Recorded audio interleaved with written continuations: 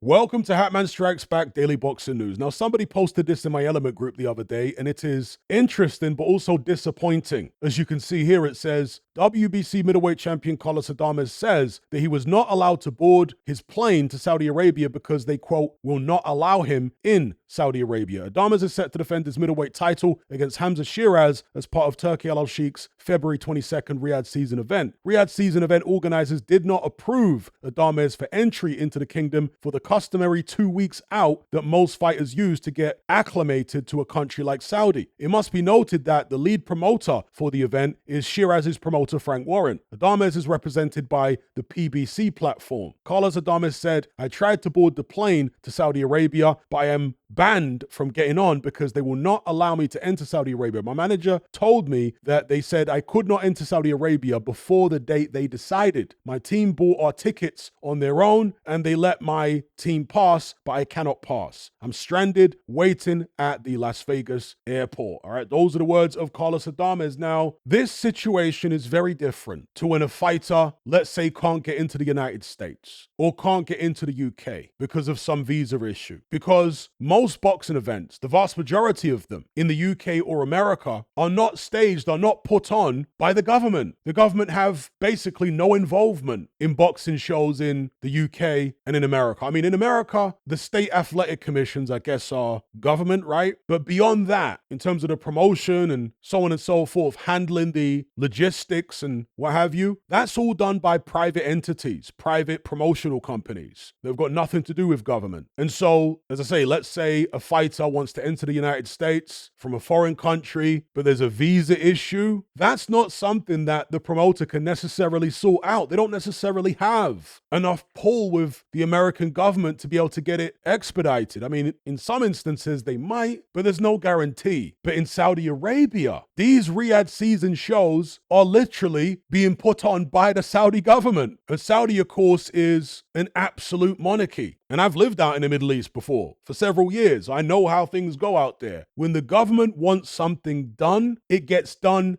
instantly. They don't have to go through red tape. And by the government, I'm talking about, the royal family who rule. When they want something done, it gets done instantly. They don't have to go through a parliament or a senate or anything like that. They just do it. And that's one of the advantages. I'm not saying it's all good, okay? But that's one of the advantages of having a dictatorship is things can get done very quickly. Therefore, I have to imagine that they could allow Carlos Adames into Saudi Arabia right now. Whatever issue there may be, they could expedite that immediately. The fact that they're apparently not doing that and they're not allowing him into the country until much closer to the fight, to me, smacks of shenanigans. Shenanigans, why? Because, well, one thing is Sheeraz's promoter is Frank Warren, who's very close to Turki Al Sheikh and the Saudis. So favoritism for Sheeraz. And another reason for there to be possible bias in his favor from the Saudis is the fact that he's of the same religion. And I've got nothing against Muslims, by the way. Shout out to all the Muslim men and women out there. But objectively speaking, birds of a feather flock together. I remember when Badu Jack, who is also Muslim, had several fights out in Saudi Arabia. He fought some guy whose nickname was Popeye. And the bias that they showed in that fight in favor of Badu Jack was comical because it was so blatant. Badu Jack lives, I think, in the UAE, and he's got close ties to a lot of prominent Arabs out there. And so maybe it's a similar situation here with Hamzah Sheeraz where the Saudis want to give him preferential treatment. I hope I'm wrong. I hope it's got nothing to do with that and nothing to do with Frank Warren being Sheeraz's promoter and very close to the Saudis. I hope it's got nothing to do with any of that, but I suspect it does.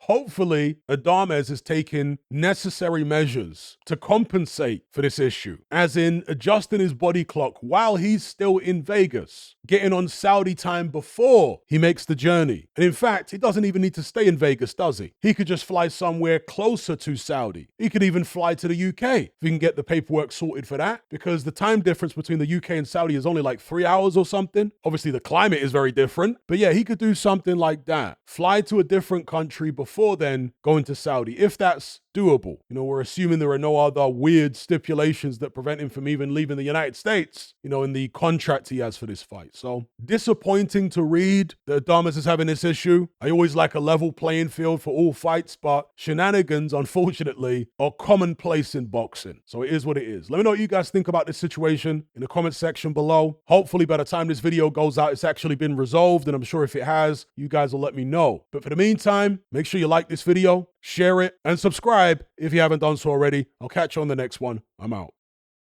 Are you surrounded by mindless bots in human form who adhere to the norm and blindly conform? Who swallow all the mainstream BS and actually ridicule you for questioning things? Do you wish you had more free-thinking individuals in your life to network and converse with? Well, look no further. We're right here. Come and join the Brotherhood of Reason on Patreon. You'll gain access to my weekly topical content where we take deep dives on an endless variety of subjects, as well as my vast back catalogue of podcasts, videos, interviews, movie decodings, and my Confessions of a Nightclub Bouncer series. You'll also get to talk and network with myself and hundreds of other people in our members chat. You can enjoy all this via the Patreon app or on desktop, and download all my podcasts in high-quality MP3. There's no contract, no commitment. You can cancel at any time, just like Netflix, but it's a hell of a lot cheaper. Just download the app from the Play Store or the App Store, or simply visit patreon.com on a web browser. Then head on over to my page and select the tier called the Brotherhood of Reason. All the links are in the description box below.